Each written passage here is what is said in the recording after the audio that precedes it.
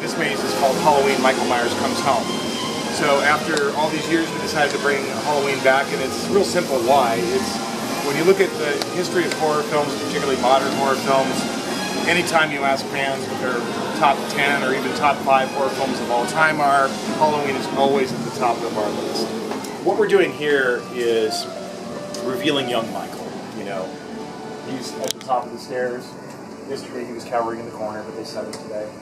And we're doing that kind of almost in a paranormal way. So when you come to the house, you hear Sheriff Brackett say, every kid in Haddonfield thinks this place is haunted. And all of a sudden, you know, thunder.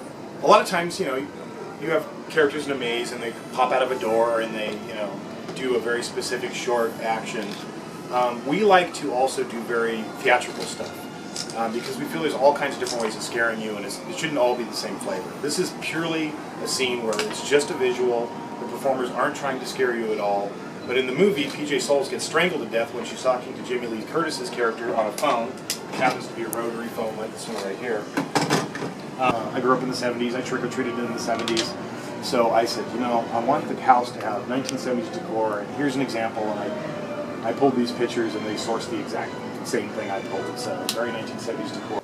It's really tricky to light a maze. It's kind of its own art form.